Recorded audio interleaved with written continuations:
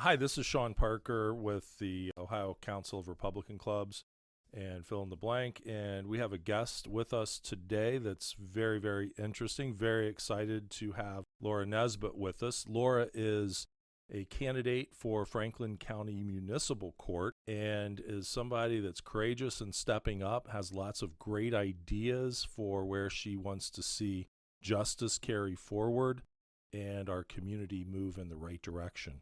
So, Laura, we're excited to have you with us, and tell us a little bit about where you came from, how you got here, and who are you is always the best way to start off. Awesome. Well, first of all, thank you for having me, Shawn. I'm so blessed to have this opportunity to be here and to be running for judge in the Franklin County Municipal Court. I grew up in Parkersburg, West Virginia, and lived there until I decided to come back to Ohio for college. My family was all from the northern area, everywhere from Bay Village over to Menor. And I was born in Painesville, but never felt like a Buckeye because I grew up in West Virginia. It was a great time. It was a small town feel. I had the small town values. I went to school and everyone walked in and knew each other in the building. I graduated high school with a class of, I think, 34 people. And so I felt like at that point I wanted to be in a big city. I thought that would be really cool. So I was accepted to Xavier University and spent 4 years there in Cincinnati studying criminal justice and psychology. I graduated with a BS and immediately decided that I wanted to go to law school and further my education. So Capital University accepted me into their program in 2004. And I attended full-time there for 3 years until I earned my law degree in 2007. Nice. In May of 2007, we walked the stage. I was 8.5 months pregnant, and my husband and I had our first daughter in June of 2007. The next month, we took the bar. We were both in law school, both graduated, and he worked as a public defender until we got our results in November of 2007, and we both passed. So I stayed home with my daughter for about a year and then decided it was time for me to use my license and start practicing. And I had a lot of time to see what my husband was doing in his career as a public defender and soul searching what I really wanted to do. So I decided I wanted to go and work with people. I wanted to directly talk to people. I wanted to know my clients. I wanted to fix their problems and see the results of the work that I had done. So the first area of law that I decided that I could do that was personal injury law. And that was engaging. I clerked for a firm that did personal injury in law school, so I went back there as an attorney, but decided that perhaps there was more out there. That's really all I had known yet. And so I moved on and did family law. I found that that was not my forte. That's hard. It is hard. Yeah. The emotions run high in those types of cases. Mm-hmm. And as I said, I went straight from high school to college to law school. And I think I was a little young to understand the problems that people were experiencing in family law. And so it didn't work for me. So I sought other areas and I decided I'd just hang my own shingle. And I took any case I could get. And it ended up being a lot of criminal defense work through the court appointment list in Franklin County Municipal Court. Mm-hmm. And I really liked what I was doing because I was in the courtroom and I was meeting attorneys and watching their trial practice. And I sat second chair on a couple different cases, attempted murder trial. And Wow. yeah, that was very interesting. Yeah, Our that's client, intense. You're talking about people's lives. I mean, wow. yeah, our client was found not guilty on all charges. So we did a great job for him. Good. And a couple other cases, some civil cases, property rights cases. A lot of litigation, which is where I found myself to my next career path, which was bankruptcy, surprisingly. Mm-hmm. At that point in time, the housing bubble was crashing, and there were a lot of litigation around lien avoidance of second mortgages, and a firm hired me on as a kind of a contract attorney so I could keep my own firm and do their adversarial practice in bankruptcy. Mm-hmm. And it was so busy in bankruptcy that about 2 weeks later, they were hiring me on as an associate, which I actually liked more than just the litigation because then I started meeting all of the clients and advising all the clients on bankruptcy. And it came back to my roots of growing up in West Virginia. I really felt like I was just helping people that were in down and out straits, financial situations that they'd never intended to be in because of some severe medical situation or a divorce or anything that leads a person to have to file bankruptcy. Real people with real life problems. And that was what I was looking for, Shawn. Yes, real people with real life problems. And so I honed in on that skill. It involved federal law, it involved state property rights. It involved basically every portion of the law that I wanted to get my hands on, and it also involved talking to my people, my clients. So that is what I have been doing since 2009 exclusively, which still lands me back in Franklin County Common Pleas and municipal courts for those property rights cases and other debt matters. So I've stayed there, but I also am in federal court now. Okay. So I decided in 2013 that I thought I could do a better job of customer service in my own firm. Mm-hmm. And decided to go back out on my own. So I've been at the Nesbitt Law Firm since 2013, helping clients there with bankruptcy and debt and settlement and evictions, license blocks, getting their licenses back, things like that. And I never considered running for judge, but the opportunity came up just this year, where I'd had some talks with people who were judges before and who knew me pretty well, knew my values and how I cared about people, and said, you really are serving the community in your practice, but do you want to serve it in a different way? Have you ever thought about being on the bench? And I kind of laughed and said, no, I have my own practice. Yeah. And it was on my heart, though, to really think about it. And so I spoke with my family. I prayed about it. I talked to more people about it and decided I'm gonna make a run for judge. Wow. So that's how I got here. I think I was officially endorsed on the ballot on June 22nd, so pretty recently still. Our first event was in July, and it's just now August. So I have been in a dead-out sprint for this election year since I decided to run, and it's been a whirlwind. It's been an eye-opening experience, but mostly exhilarating and enjoyable so far. You don't strike me as someone who sits still very easily, so it sounds like you're probably just getting the gasoline in the engine, which is a great thing. The energy is obvious. The caring about people is clear. When it comes to people, I mean, you've had a lot of exposure. I mean, from criminal defense to seeing people at risk of losing their homes. You know, the municipal court, talk about what the municipal court is, what you can do as a municipal judge to make sure that people are, coming out with good experiences one way or another in the court, and what do you bring to that? Oh, thank you for asking. Yeah, I think it's really important to keep a level head. If you're on the bench, you're seeing people that likely don't want to be there. Aside from a civil plaintiff who wants their day in court, people are being subpoenaed to your presence, and they're nervous. They don't know what their future is going to hold. They know that your decision is going to change their life potentially, and it could be possibly in a good way or possibly something that is their worst nightmare.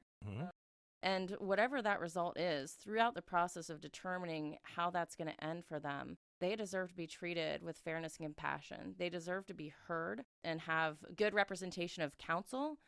And they also deserve to have a judge who understands the law, wants to uphold the law, and doesn't want to take the law into their own hands and do something that the law does not allow them to do. That's an interesting thing. The kind of people that will come in, in terms of looking for compassion, the law is kind of a rigid thing. Is there a balance there? Is there a way to better perfect the way that justice is dished out to people so that we're helping people opposed to just looking at cases? How do you see that with the municipal court? And I don't know the answer to that. Maybe there is a possibility, maybe there's not. What are your thoughts on that? Yeah. Well, I think the balance always needs to keep in mind the goal of the justice system, which is to ensure that people who come into the system are seen in an impartial, non-biased manner, to ensure that the public safety is a first and foremost concern for anyone looking at a case in the criminal court, and to make sure that the guilty are punished and the innocent are free and have their property rights protected. And ultimately, that's what the justice system is looking to do for everyone who comes before her. So it is a delicate balance because if you're too heavy-handed with something, you're not serving justice. In the same way that if you're too lenient, you're not serving the interests of justice. I think as a judge in this Franklin County Municipal Court, it takes time to get a feel and a sense of what attorneys are generally expecting judges in that court to do and what they're telling their Mm-hmm. clients. So that barometer is something that would be the thing I would have to learn. I've never been a judge before. And while there are sentencing guidelines and precedents, and there are things that attorneys are expecting, you also have to keep true to yourself and know that your gut feeling on things when you're faced with the range of a sentence is this, or the range of damages or an award is this, to really count on your own intuition and your understanding of the parties that are before you based on the evidence and Mm-hmm. facts that have been presented in your case to make a fair and just determination in their case. Nice, nice. So then talking about the people, we live in a society where we say that all power comes from the people. And the people are actually why we serve. And it's an important thing, I think, distinction to talk about is that judges serve the people. They serve the law of the people. Are we on the right track with our community right now? I mean, we've had some trying times. Is justice being applied and managed in the right way, or is there any changes that you would think we might want to make as we move forward, or that you would be in favor of to make sure that it's a better process for people?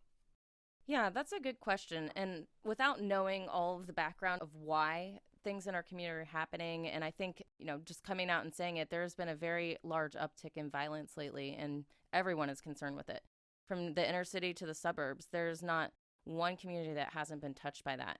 And the question is why. I don't know that it's a judge's job to figure out why, but I do know that those cases that are coming before those judges, it's their job to make sure that whatever the situation was for that case, they are trying to protect the public safety. And in doing so, they have to really take a hard look at the background of whoever is before them. Is this a first-time offender? Mm-hmm. Is this a young person? Is this a person with a mental illness? Is this somebody that has been in the court system and out of the court system for a very long time? And really look at that and not decide something based on what everyone wants you to do, but what you know is right. So it's really about weighing all the factors that you know in the case. And I would say that if there's somebody that's a first-time offender, but it's a violent crime, you have to look at that differently than somebody who's a first-time offender and it's maybe something that's not a violent crime that they're called in before you. Those are going to deserve different lenses of justice because first and foremost, public safety is the concern that judges are looking at when you're looking at a criminal case. Okay, makes sense. Okay. So one of the other questions that I wanted to talk to you about is I always like to get a better understanding of a person in terms of who they admire out in the community or historical figures. I'm a big history buff. I think we learn a lot when we look backwards in time and see people who have been through similar events, similar trials that we have been through as people. In terms of your legal career, who have you looked at that you've admired, and who do you like, as a historical figure that you look at and say, here's a person that maybe it's just a normal human being, but they got it right most of the time, which is pretty hard for people. Yeah, definitely. So historically, and this isn't ancient history, but Ruth Bader Ginsburg was such an inspiration to so many, and definitely to me. Mm-hmm. Women's rights are sometimes seen as something that occurred a long time ago, but throughout her career in the Supreme Court and prior to that, she was before her time with that. She was on the forefront of that. And she set so many things in motion for people like me that opportunities are now assumed for us, when before we had to fight hard for them. So I really appreciate all the work that she did. I think she got almost everything right. And so I really like her. People here in the local community, I really like looking at the cases and case decisions that Judge Hawkins has done in municipal court. Mm-hmm. Judge Jody Thomas has a great heart for the specialty dockets. She does. And she gets it as a judge because as much experience as she has, she never forgets that these people coming before her are people. Yeah. And I love that about her. Judge David Young is very inspirational. He's awesome. We have so many great judges on the bench, but definitely room for improvement as well. There are 15 judges on the Franklin County Municipal Court bench, and I think that in doing service to that bench. I would fit right in. I would be a great judge to work with the heroes over there in municipal court on the bench there. Nice. And Sharon Kennedy in our Supreme Court is just a straight shooter. She knows what she's doing. She is eloquent in her words and opinions, and I really like her as well. She's amazing. Sharon Kennedy, I've heard her speak a few times, and boy, you talk about a person that has risen the ranks with probably everything against her, you would think, but her will and her determination have just powered her through. And that's one of the things about you. I hear that in you. I hear your determination. I hear your will. I hear that energy. And our community needs that. That's the kind of things that we're looking for. You touched on specialty dockets. I want to go back to that a little bit. I'm a big proponent of specialty dockets. I think they're one of the best things that have come out of our court system. I've talked with other communities about specialty dockets and trying to form them. And there's kind of two schools of thought that we get into. It's the idea that a case comes in, it goes to the middle of the table, and I think there's a round robin system is how cases are assigned. But tell me about your thoughts on specialty dockets and what purpose they can serve to better the way that the court system operates to helping people. Yeah, absolutely. I feel the same way as you. I feel that specialty dockets are something that can never go away because they are so needed, especially in a large county like Franklin County, and really in any county or court system.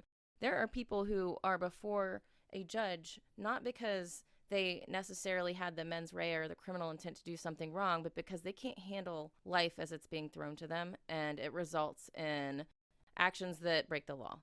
And there are ways to help them rather than incarcerate them. Our prison systems are overloaded right now. We all know that. We still have COVID. That's still here. And so putting anyone in prison or in incarceration in jail is a risk to them if they have a mental illness, if they have a drug problem, if they're a victim of human trafficking. It's not punishment, it's injury upon injury. And so being able to identify those who would benefit from a specialty docket, benefit from mental health counseling, benefit from counseling with women who understand what you're going through in sex trafficking and prostitution and all of the things that world involves that are really just victimizing the people who are being charged there. And the veterans that have served our country so bravely, that have resulting injuries, illnesses, mental health concerns, it would be a disservice not to give them a specialty docket to say, we understand what you're going through. You can't continue to do what you're doing, but we have resources that we're going to put you in touch with. You follow the program, and not only will you not be in our court system any longer because we'll work this out with you, but you'll have the tools going forward that will improve your life greatly. So specialty dockets are a blessing to our community, and they should stay where they are. And if anything, we should try to expand that docket and make sure that anyone who qualifies for that is able to benefit from that. Yeah, I've seen things. Mental health court, Cindy Morehart does a wonderful job. Jody Thomas. It's just amazing when we take a deeper dive into helping people fix problems that maybe came from their backgrounds, their families, and they've inherited it. Let's move to one of the things that really, really is concerning. We're doing some work with some groups I'm involved with, opioid addiction. To me, that's one of the biggest root causes of issues going on in our community. Any thoughts on things that we can do? Are we on the right track in your mind with opioid addiction and how we're trying to help people and families, not just the people that are addicted, but the families suffer equally as much? Any thoughts on that?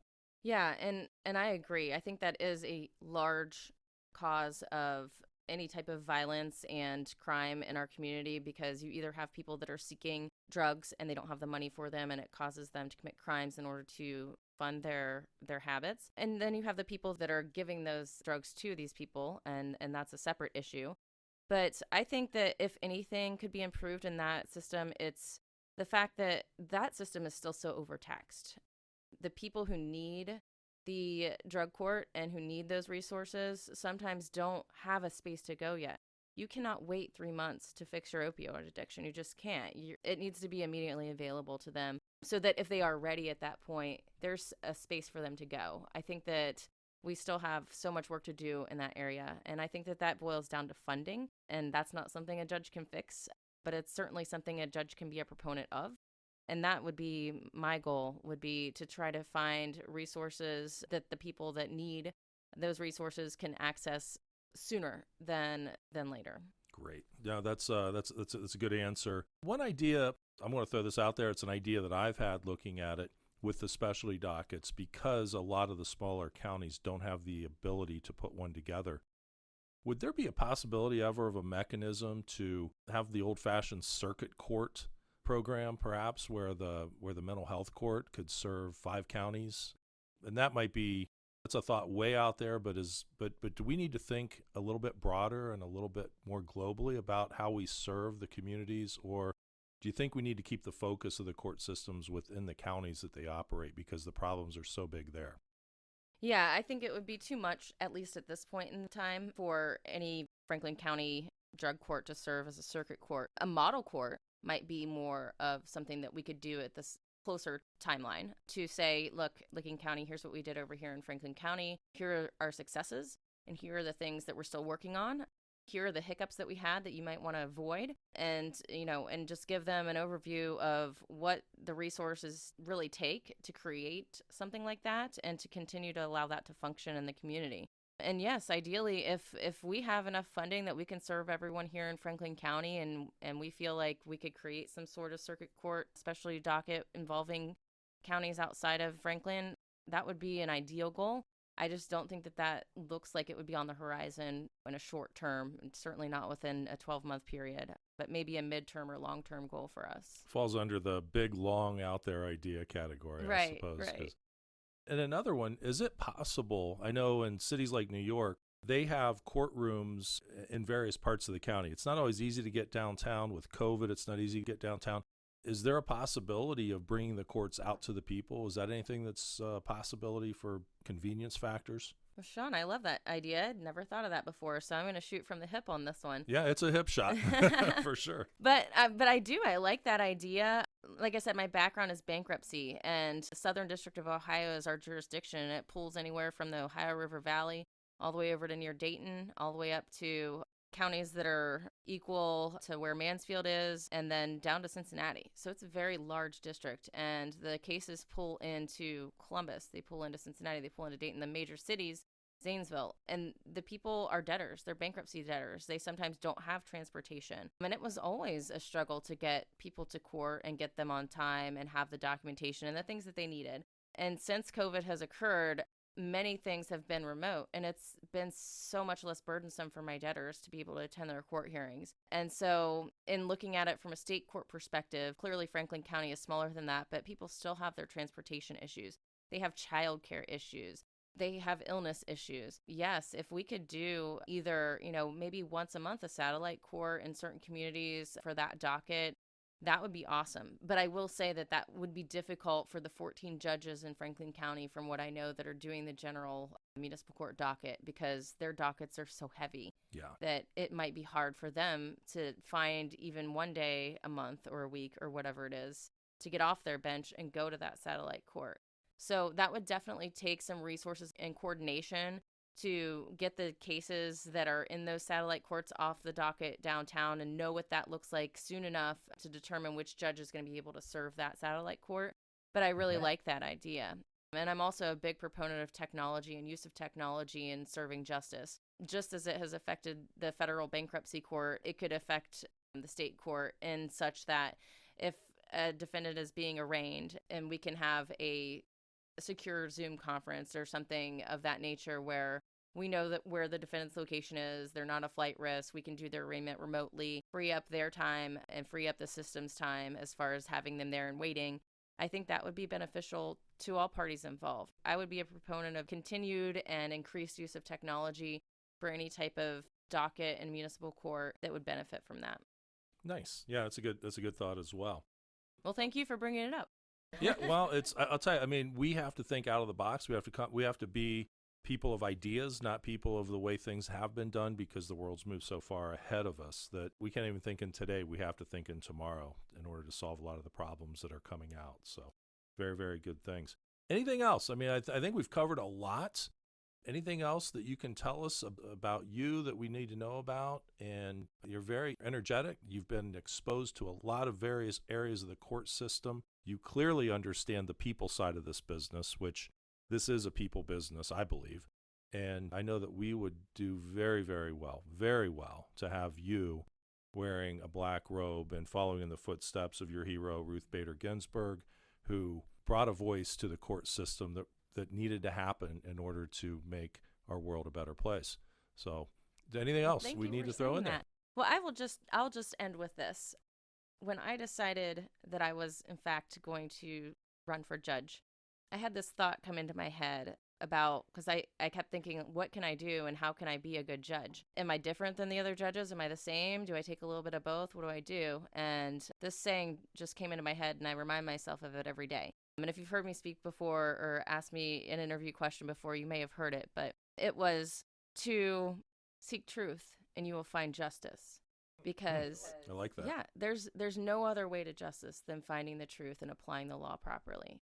So that is my overarching goal, is just to make sure that in all cases and controversies, I'm impartial, I have an open mind, I listen to the parties, I seek the truth, I apply the law, and justice will be served. Yeah. The history of our legal system goes back, not just the 240 years of America. It goes back into England, back to the 1400s, really back to 1100. And it's something that we're still growing. It's a product in motion. And as it grows to make itself relevant to our times, we need people like you. So thanks for joining us, and we're excited to watch your campaign. Thank you. If you would like to learn more about Laura Nesbitt's campaign, find her social media, donate, or volunteer, please go to her website, www.nesbittforjudge.com. That is www.nesbitt4judge.com. Hey, thanks for giving us your time to listen. You've been listening to Fill in the Blank with Shawn Parker, where we talk about the issues of politics and the geopolitical marketplace, as well as economics. If you like our channel, please subscribe to us at Fill in the Blank on YouTube, and be sure to listen every week as we come back to you with some of the most thought-provoking people of the day. And learning is always the key to what we're trying to do.